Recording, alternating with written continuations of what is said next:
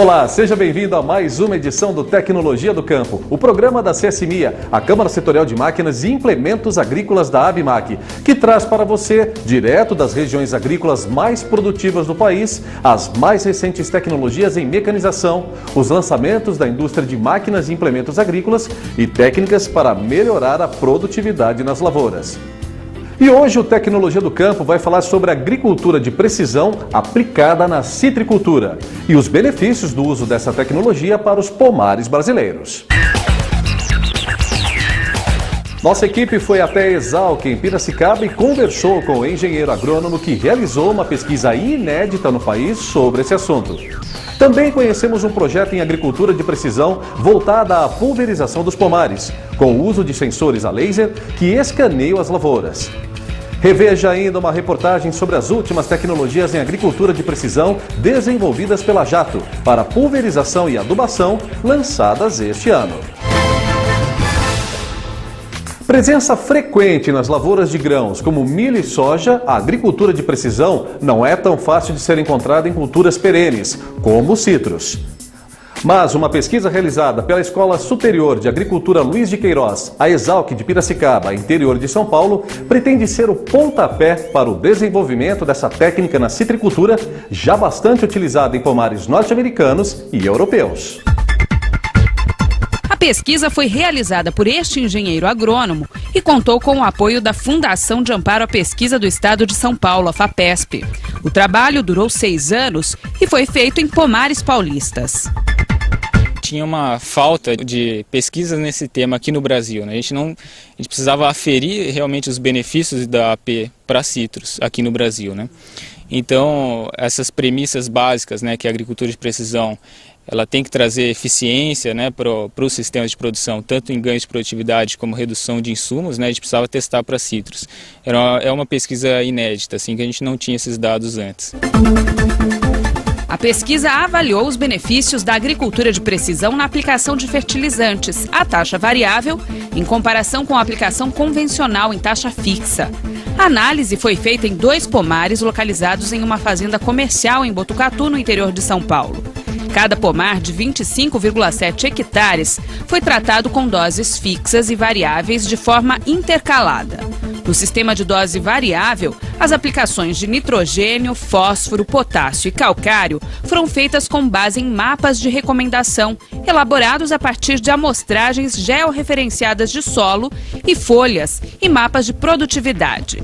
Já no tratamento à taxa fixa, as aplicações foram realizadas no método convencional de recomendação, a partir de uma amostra de solo e folha em toda a área e da estimativa da produtividade. A gente comparou a taxa variável, que é a principal ferramenta de AP aí, né, que é aplicar os fertilizantes ou os insumos de acordo com uma demanda local, né? Então a máquina vai variando a dose mesmo, vai se ajustando com as coordenadas de GPS, tudo mais, se localizando no campo e variando as doses, né? Comparamos com a taxa fixa, que é o convencional, né? Você tem um talhão de normalmente 20, 25 hectares, alguma coisa assim, é o número que a gente trabalhou. E aí existe uma aplicação uniforme, uma única dose para todo esse talhão, né? Durante 4 safras, entre 2008 e 2011, foram analisados os efeitos da taxa variável de aplicação de fertilizantes no consumo dos insumos, na produtividade, na fertilidade do solo, na nutrição das plantas e na qualidade dos frutos e do suco. O estudo constatou uma importante redução no uso de insumos, especialmente dos adubos nitrogenados. Reduções que variaram entre o mínimo de 18% ao máximo de 51%, dependendo da área. Nesse estudo especificamente, a gente conseguiu reduções aí de 30% até 40%, dependendo do ano, principalmente para nitrogênio e potássio.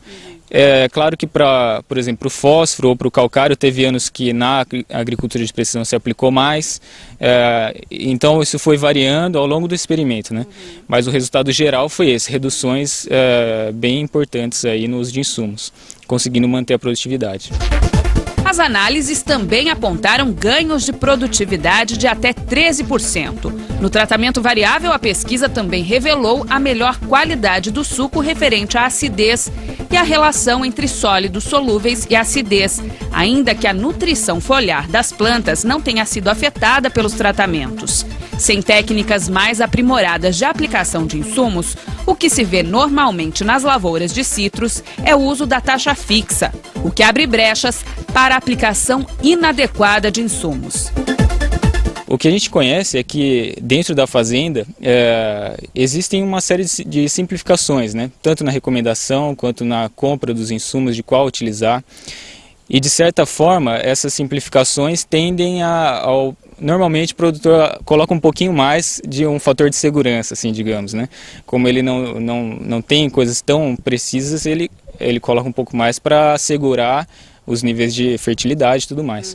E aí nesse ponto, que é a hora que a gente entra com um rigor técnico, né, que a gente nota bastante redução.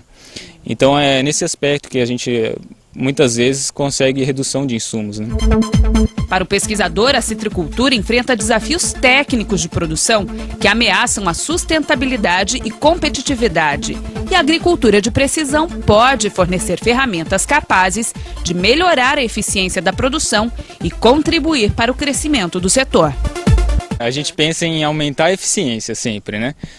Seja aumentar a eficiência de uso dos insumos aplicando ele de uma forma otimizada, né? Então a gente pensa em ou reduzir realmente, essa é uma opção, mantendo a produtividade, né? Reduzir os excessos aí de nutrientes, ou ter ganhos de produtividade efetivamente, né? Talvez mantendo a quantidade de insumos, mas tendo ganhos de produtividade. Então o foco é sempre eficiência, né? Maior eficiência. Isso vai ser tanto bom pro bolso do citricultor quanto ambientalmente também, para a gente ter um uso mais racional dos insumos, né?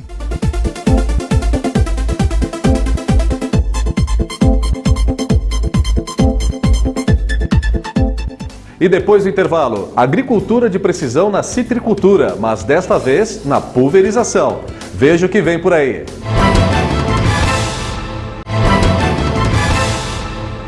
E agora você acompanha as notícias que foram destaque esta semana no Agronegócio. Foram anunciados os principais eixos do Plano Agrícola e Pecuário, que começa no dia 1º de julho deste ano e vai até 30 de junho de 2015. Eles se baseiam no apoio estratégico aos médios produtores, à inovação tecnológica, ao fortalecimento do setor de florestas comerciais e à pecuária de corte, além de ajustes no seguro rural. Ao todo, serão disponibilizados 156 bilhões de reais, alta de 14,7% sobre os valores de 2013 e 2014, dos quais 112 bilhões são para financiamentos de custeio e comercialização e 44 bilhões para os programas de investimento. Entre algumas reivindicações do setor, o governo adiou para 1º de julho de 2015 a obrigatoriedade da contratação do seguro rural nas operações de custeio agrícola feitas por médios produtores, com 3 anos de carência. Outra novidade do Plano Safra é que o Moderfrota foi revitalizado, com taxas de juros reduzidas de 5,5% para 4,5% e voltando a financiar a aquisição de máquinas agrícolas novas. Os 5 principais estados exportadores atingiram a cifra de 6,73 bilhões de dólares. Mato Grosso, São Paulo, Paraná, Rio Grande do Sul e Minas Gerais. Entre janeiro e abril deste ano, as exportações alcançaram um montante de 29,85 bilhões de dólares. Os estados que mais exportaram no período foram os mesmos de abril, mas com destaque para o Paraná, que exportou 4,2 bilhões de dólares. Este valor representou um crescimento de 12,4% em relação ao mesmo período do ano passado. Depois do veto da presidente Dilma Rousseff no dia 14 de maio, o Palácio do Planalto estuda alternativas para acabar com a exigência de emplacamento em máquinas agrícolas. De acordo com o Ministério da Agricultura, o projeto teve que ser integralmente vetado porque não detalhava quais máquinas ficariam isentas do emplacamento. O mapa agora elabora uma emenda a ser colocada em uma medida provisória para tirar a obrigatoriedade para tratores e colheitadeiras. Segundo a pasta, o assunto voltará, portanto, a uma nova análise do Congresso Nacional. Se na adubação a citricultura já pode contar com dados positivos com a utilização de técnicas de agricultura de precisão, na pulverização dos pomares a expectativa é a mesma. Neste bloco, o pesquisador André Colasso fala um pouco sobre uma nova vertente da pesquisa que vai analisar a aplicação de um dispositivo tecnológico nas lavouras de citros para otimizar o uso de defensivos agrícolas. O processo de pulverização das lavouras, seja de que cultura forem, é uma das atividades que mais chamam a atenção de pesquisadores e a que tem mais apresentado evoluções ao longo dos anos. Para isso, a indústria de máquinas e implementos agrícolas tem feito grandes contribuições.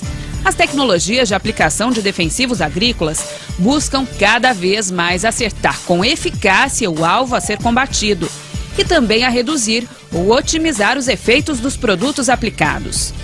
E na citricultura não é diferente. Aliás, é um desafio que ganhou maior dimensão nos últimos tempos, com o avanço do greening nos pomares brasileiros. Quando o produtor não consegue controlar a doença, ele tem que recorrer a ações extremas, eliminar as plantas com arranquio e até a trocar a lavoura de citros por outra. A agricultura de precisão também pode ajudar os citricultores a combater as doenças. Num manejo integrado da cultura, as pulverizações são parte importante do controle, além de representarem cerca de 40% a 50% do custo total de produção. A gente está trazendo agora essa tecnologia de sensores, né, para fazer medições já muito detalhadas, muito confiáveis e já fazer o tratamento em tempo real, né? Esse é o nosso objetivo. Então, utilizar sensores embarcados, né, nas máquinas que consigam coletar informações das plantas e traduzir isso numa recomendação agronômica, né? Também pensando em variação de doses, né, da mesma forma como a agricultura de precisão sempre prega, né? Segundo o pesquisador, os sensores a laser escaneiam todo o pomar e geram um modelo digital em 3 dimensões à lavoura. São sensores a laser que conseguem escanear todo o pomar e a gente gera com isso um modelo tridimensional assim, do pomar digital, né? Um modelo digital do pomar em 3D, né? E a partir disso a gente conhece toda a estrutura das plantas, né? A geometria delas, o tamanho, volume, forma, tudo isso, né? Todas essas características geométricas das copas. A partir disso é possível conhecer toda a estrutura das plantas e ter parâmetros de tamanho, volume e forma, características geométricas que vão ajudar o produtor a tomar decisões diferenciadas. Por exemplo, uma planta maior, ela vai receber mais pulverizações, né? Mais um volume de cauda maior. Uma planta menor recebe menos, né? Então toda essa variação bem específica, né? Planta a planta, ali, a variação de uma planta para outra, a gente consegue reconhecer isso e fazer o tratamento diferenciado planta a planta. Então é uma tendência bastante nova, assim, mas muito animadora, assim. A gente espera bastante desse projeto. E que deve fomentar a indústria de máquinas e implementos agrícolas, já que os sensores vão acoplados a tratores. Conforme o trator está caminhando, o sensor vai estar na frente dele e fazendo essas leituras a cada segundo, né? Então a gente vai ter uma medição bem detalhada de toda a composição da copa da planta, né? E a partir disso daí existe um tratamento de dados, a gente vai modelar o pomar, né? E fazer as recomendações com base nas leituras dele, né? Ele precisa estar o máximo na frente da máquina para que dê tempo, né, de ter o processamento do dado e no momento que a máquina efetivamente chegar na planta, fazer a aplicação, né? Já temos o equipamento, né? Precisamos fazer as calibrações dele, aprender um pouquinho como é que a gente vai montar o nosso sistema de medição. E a partir desse ano já vamos começar a fazer as medições. A ideia principal, inicial, é caracterizar os pomares, caracterizar e saber quanto que eles variam, se varia, se é importante ou não, se é de planta a planta ou se é mais regional, sempre pensando nas características da copa da planta, né? Então essa caracterização é o primeiro passo, saber se vale a pena, né? E o passo seguinte é trabalhar nas recomendações, trabalhar nos que a gente chama de algoritmo de recomendação, né? Traduzir as leituras do sensor para doses de insumos, né?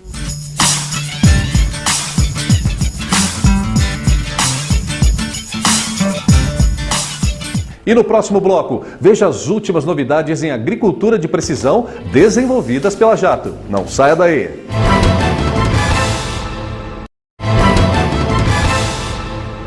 E E o Tecnologia do Campo está de volta. Desde que foi criada, a Jato se destaca por seu pioneirismo em criar novas tecnologias que resultam em maior produtividade para o produtor rural. E entre as mais recentes novidades que a empresa trouxe para o setor, novos conceitos tecnológicos para a aplicação de defensivos agrícolas e adubação. Sistemas que garantem, entre muitas vantagens, maior precisão, mais qualidade e maior economia nas operações agrícolas. A ideia era fazer um pulverizador que não precisasse estar acoplado a um trator, que trabalhasse em velocidades maiores e desse mais conforto e segurança ao operador. E esse projeto cresceu e não se limitou a essas características apenas. A transmissão hidrostática inteligente, integrada ao motor eletrônico, permite que a distribuição do torque em cada roda seja igual e proporciona mais economia de combustível. Esses dois sistemas se conversam e o motor ele se ajusta à rotação necessária para atender as demandas de potência. Então, se eu estou numa situação, por exemplo, de uma subida, pulverização ligada com alto volume, tudo isso vai indicando para o motor a melhor condição de trabalho para ele. Então, ele tem alguns níveis de rotação que ele trabalha, ele não trabalha com uma rotação alta todo o tempo. Então, isso faz com que ao longo do dia a gente tenha uma economia bastante grande de combustível. O controle de abertura e fechamento de seções, normalmente presente em pulverizadores, evoluiu para o controle de abertura e fechamento bico a bico. A economia de defensivo hoje tem se tornado, assim, eu acho que um dos principais benefícios econômicos do Uniporte 3030. Regiões já aplicadas, você consegue ter uma precisão muito maior em como desenhar essa área, né? Então, a sobreposição diminui muito. E aí a economia de defensivo é bastante grande. Nós temos hoje exemplos práticos que variam de 6% até 10%. Tudo vai depender do formato da área, né? Acho que da qualidade da própria operação dentro do ambiente do cliente, né? Como ele faz a operação. E se as áreas são mais recortadas, você experimenta uma economia maior, porque o bico a bico vai trabalhar mais, né? Então ele vai trabalhar mais a favor disso. As barras, mesmo a maior, de 32 metros, são projetadas com material de alto desempenho mecânico e com suspensão ativa com 3 níveis de amortecimento, garantindo redução de até 15% no amassamento. Nós estamos falando em andar menos em cima do mesmo hectare, né? Então uma barra maior proporciona maiores rendimentos operacionais com menor pisoteio da área. Ao conjunto de soluções de aplicação, a Jato somou também um dispositivo que ajuda o produtor a gerenciar melhor as suas pulverizações. É o sistema Optimus Maps de telemetria, que permite visualizar em tempo real a pulverização que é feita no campo. Mesmo que você não faça um acompanhamento no local, você remotamente, em qualquer local que tenha acesso à internet, você pode verificar o que está acontecendo com a máquina. É um verdadeiro dedo duro, né? Que tipo de informações ele passa? Nós temos todas as informações relacionadas à máquina, ao pulverizador, né? No caso, a velocidade que a máquina está trabalhando, rotação do motor, a temperatura do motor e, além das informações da máquina, informações da operação, como o volume de aplicação, a dose que está sendo aplicada em litros por hectare, a área que está sendo trabalhada, a área total coberta pela pulverização, entre outras. A adubadora Uniporte 3000 NPK, que antes era configurada para atender apenas os canaviais, ganhou também um modelo específico para as culturas de algodão e grãos. O novo modelo apresenta 15 linhas para aplicações de fertilizantes na entrelinha de plantio de 90 centímetros de espaçamento. Com isso, é possível aplicar fertilizantes na entrelinha das culturas ou fazer a aplicação em área total, com o uso de defletores que estão disponíveis no equipamento. Os pneus são mais estreitos do que os da versão para uso na lavoura canavieira e possuem abre-linhas, próprias para o trabalho nessas culturas.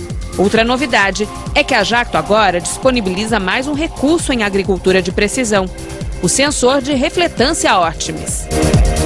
Ele emite uma luz que vai bater na cultura, na cana, voltar para o sensor e o sensor avalia o grau do verde, a intensidade do verde e através dessa coloração da planta decide qual é a dose de adubo que a máquina deve aplicar. automaticamente. O sistema foi desenvolvido em parceria com a Exalc.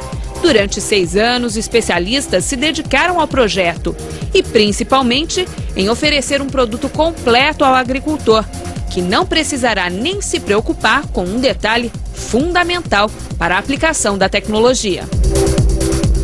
O que demorou bastante, algo em torno de 5 anos, é você ajustar para as nossas condições de sol, né, de luz, de cultura, que é o que a gente chama de fazer a curva de calibração, o algoritmo de calibração.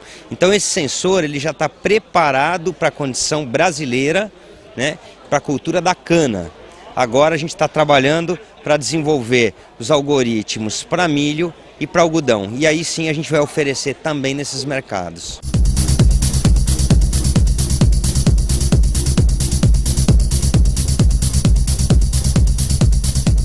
O Tecnologia do Campo chegou ao fim, mas no sábado que vem tem mais. E não se esqueça, espero você aqui no Canal Rural às 10h30.